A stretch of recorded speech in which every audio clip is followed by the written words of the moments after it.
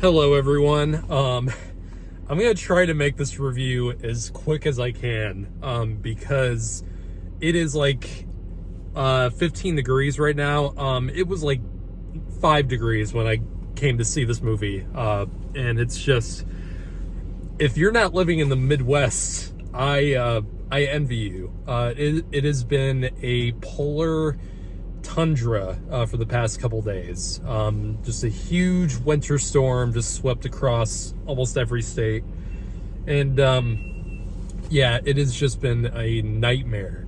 And I was originally wanting to see this movie like Thursday night, and that's when the storm started. So it's been rough the past couple days. I really haven't gone out much, and now finally get this review for this long ass movie come to you today. Merry Christmas, by the way. It's Christmas Eve while I'm recording this, so hope you guys have a great holiday, and definitely stay warm if you can. So here's my video review for Babylon. This is the new Damien Chazelle film. It has a ginormous cast in this movie, full of cameos and full of, some of the biggest actors working today. And Damien Chazelle has directed some of the best movies that I've seen. I think he's directed 3 movies so far, including this one. 3 movies before this. I think all 3 of them, Whiplash, La La Land, and First Man. Less First Man, but the first 2 movies, Whiplash and La La Land, 2 of the best movies that have come out in the past 10 years. They are just, in my opinion, masterpieces. First Man, I thought, was really, really good. It had a great sense of scale to it, and it was still incredibly well directed. I think it was lacking a little bit on the emotional side of things, and that was my main problem with it. Other than that, I think the movie's great. And now we have this, which is each of these movies has been very different from each other, and I think that's a good strength on Damien Chazelle's part. And this is easily the longest movie that he's made so far. This is 3 hours and 12 minutes. This is about the length of Lord of the Rings, where if this is a Lord of the Rings movie, if everyone was doing cocaine and having orgies. I must preface that. So this movie takes place in the birth of the sound era of film from the 1920s to the 1930s. That's the scope of the story. So it takes place about the length of a decade, and it's basically the story of a ensemble cast of different actors and performers and people wanting to get into the film industry. Like our main character Manny, who is played by someone I can't remember the name of, but he's really great in the film. And you also have Margot Robbie, who is a wannabe. She wants to be a star, and she's doing everything she can to get into it, and she is addicted to drugs and all that stuff.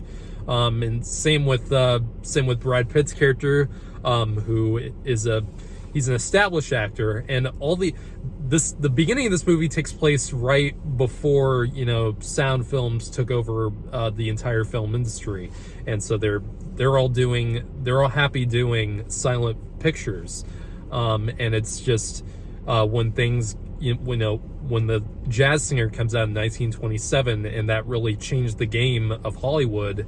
The characters kind of go through a phase and a change where everything is pretty much different, and the way they did things back in before 1927, that's no longer the way things are done. And they are the gist of the film is that all these characters are having some form of struggle adapting with the times and really coming to grips with everything that's changing around them. And so yeah, this is a ginormous this is a very ambitious film, and it's something that must have been really fun to shoot because of just how gigantic everything is. I mean, the opening, the party scene / orgy scene at the beginning of this film, where everything is just completely going nuts, and everything is going ape shit, and there's like all these people at this party. There's an elephant that you see in the trailer. That scene is the opening scene, basically. So this is a crazy movie full of debauchery, just complete madness going on here. So the first 2 minutes of this movie will tell you exactly how you're going to feel about the rest of the film. And like I said, this is 3 hours, and it is the first 5 minutes of this film tell you exactly how the rest of the film is going to be.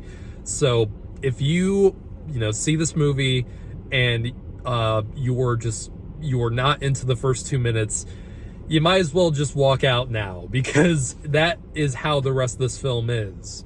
It is just full of it.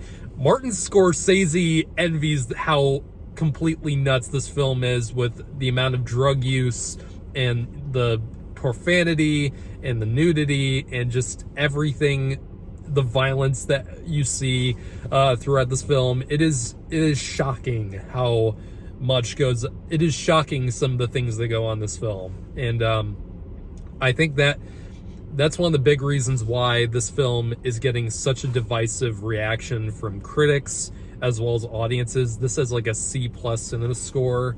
That is, and I did see a few people walk out throughout the film. So that it is that divisive. It is that split down the middle of people, of how people feel about this movie. And where do I fall in that spectrum? I really like this movie. I kind of loved it. But a few things hold this movie back from being a masterpiece like Damien Chazelle's other films. And a couple of those things are, this movie is shocking, like I said, and a lot of the scenes have at least one moment where things just get really crazy. And some of it is pretty understandably, some of it is is part of the point, I get, but it goes way overboard than it probably should be with how, just how hardcore it goes. And I think people are correct for saying that this movie just goes way too overboard and too extreme. And a big problem I have with the movie is that I think the ending to this movie sucks. I think the ending of this movie is not good at all. Because I won't spoil exactly what happens, but this entire movie, it seems like, just paints the picture of the film industry in such a negative light. I mean, yeah, the characters all, say, oh, it's the most magical place in the world, and it's just, that's contrasted with how completely, nuts this film goes.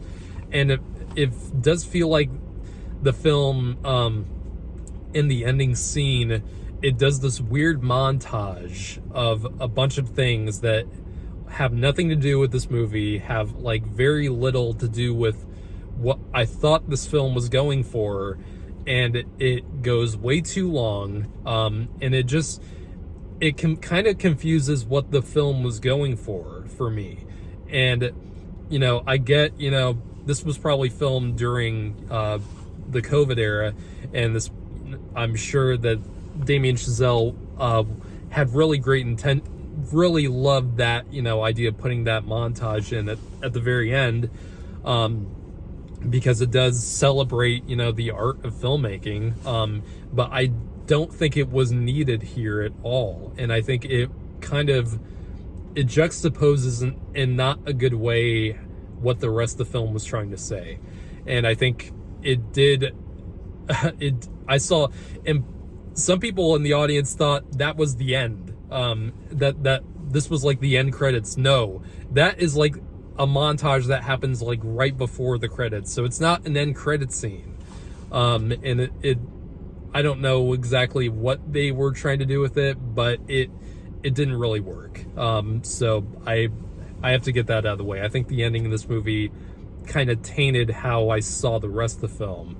And some of this movie is long, and it at some points it does feel long. I think it probably, I think, should have been about 2.5 hours. I think you could probably shave maybe half an hour off this film, and you can probably make a better film out of that, I think. And this is not a lot of this film I was very entertained by. This is actually a pretty well-paced movie for the most part. It's just some things I feel like didn't need to be there. Yeah. So aside from those flaws with the film that I saw with it, I really had a great time watching this film overall. I think this film is better than the reception it's getting. I can see why a lot of people, really don't like this film, but I personally had a really good time watching it. I think it's still incredibly well directed. There's so much that Damien Chazelle does with, the various scenes. Probably at least my top 3 scenes of the year is the scene where Margot Robbie's character is doing the scene, and it's this kind of college girl scene where the character is supposed to, get to her dorm room, and this is her first scene where they have to worry about sound, and it's just everything goes wrong with every single take they do of this scene, and it gets so obnoxious to a point where it's just, I love that scene. A lot of people will get annoyed by it and just will cringe at it. That scene, I think, is so, because I'm doing a movie right now, an independent film, and I got such a kick out of that scene. It just made me laugh so hard, and it's so well acted. The frustration is so real in that scene, and it's so well done. And there's a lot of great scenes in this movie like that, which are just, you're kind of like clenching your teeth at just what's going on, and things just get, the tension in some of these scenes just get wound up so tight. Especially with the scene involving Tobey Maguire's character. Now, Tobey Maguire's not in a lot of this movie. He's pretty much a cameo for the most part. He's only in like probably 10 minutes of this movie, and that he ate the most out of that scene that he is in. That is just a masterclass in just terror and just what the fuckery in that scene. And it is just the tension that turned into a horror movie. And that is a terrific performance he does, where it's just creepy and unsettling. That is the evil Spider-Man that we should have gotten in Spider-Man 3. That is what we should have gotten instead of what we got in 2007. So just wanted to get that out there. But no, the acting in this film is phenomenal across the board. I mean, of course it is. Brad Pitt, Margot Robbie. I can't believe I'm forgetting the name of of Manny, the guy who plays him. He did such a great job. I don't think I've seen him in something else. I hope to see more of him. Absolutely. A lot of great characters in this film that stand out. And it's very much, kind of a Wolf of Wall Street thing, where it is just, it's that overboard, and it's that, over the top, and how debaucherous it gets. So if you don't like that movie, you're gonna absolutely hate this. Like I said, people were walking out in this movie. I haven't seen people walk out of a movie in a while. Overall, I don't think this is one of my favorites of the year, but I don't regret seeing this movie at all. I had a blast watching this film.